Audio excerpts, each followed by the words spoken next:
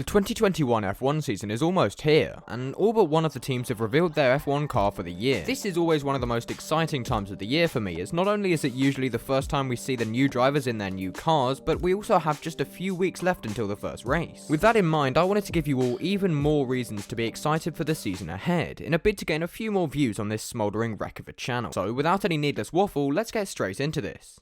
Shall we? The first point I want to bring up here is the calendar. In many ways, the 2020 F1 season was not what it promised to be. As I said in my 2020 review video, it promised to have Zandvoort, Vietnam, Monaco, Baku, Interlagos, Mexico, Kota, Japan, Singapore, Canada, France, China and Australia on the calendar, but failed to deliver because of the pandemic. What that means is that hopefully all of those tracks plus the Saudi Arabian Grand Prix will be returning to the calendar this year, with the exception of Vietnam. But I mean, not having Vietnam on the calendar is like winning a race in F1 2020 Open lobbies, in that nobody gives a fuck. I've just realised I'm legally obliged to say something about Dylan James GP whenever I mention something about the F1 game, but unfortunately I just couldn't figure out any way to fit that one in. So here's a little clip of his behaviour in a recent Open lobby. Safety car, no overtaking.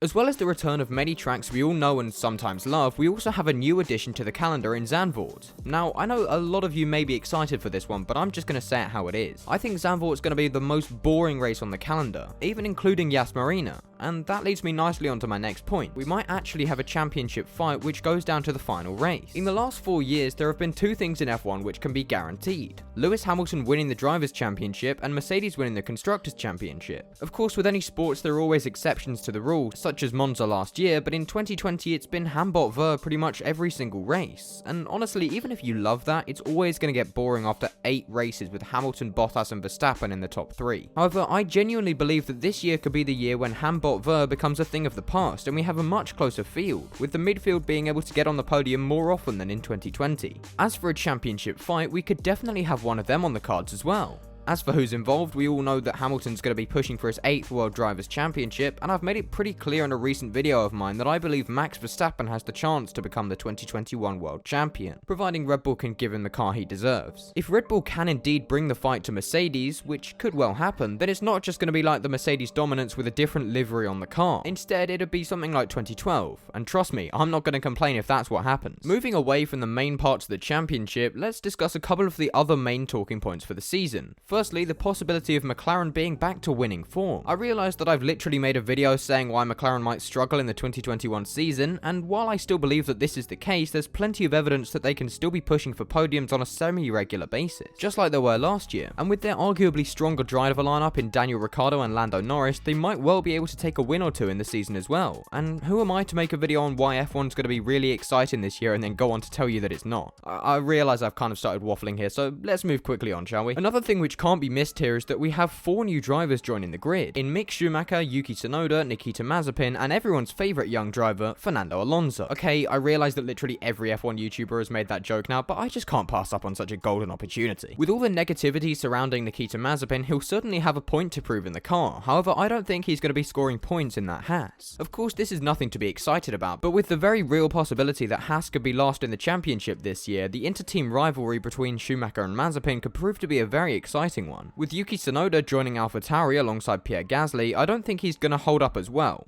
So let's move swiftly on. Fernando Alonso is probably going to be the biggest hit or miss going into 2021, with him having been out of F1 for the last 2 years, however not out of racing completely. It could be that he makes a return such as Schumacher's and occasionally gets really good results, but generally lacks the skill he used to have. Or it could be like he's never even left the sport at all. I guess we'll have to wait and see. But wait, there's more. With the explosion of F1 YouTube last year, I reckon that we'll be seeing even more people joining the community this year. And I mean, it's pretty obvious that if you're watching this video, then you like watching F1-based YouTube videos.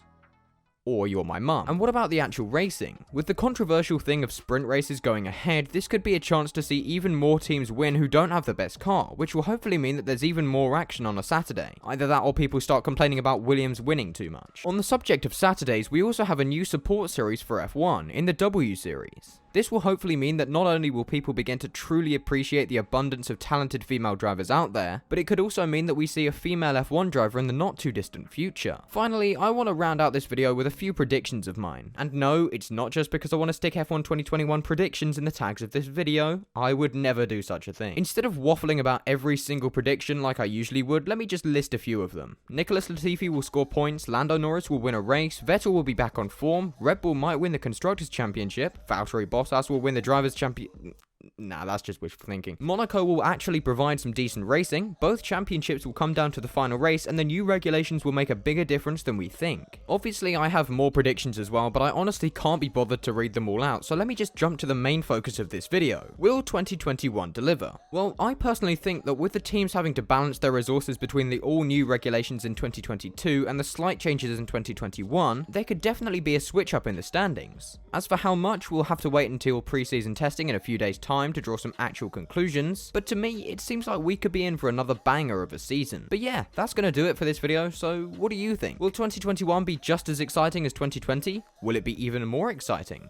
Do you think I've completely lost my mind? Drop a comment below, leave a like on the video if you enjoyed it, and if you want to see more like this, then don't forget to subscribe. Thank you for watching, and I'll see you all later.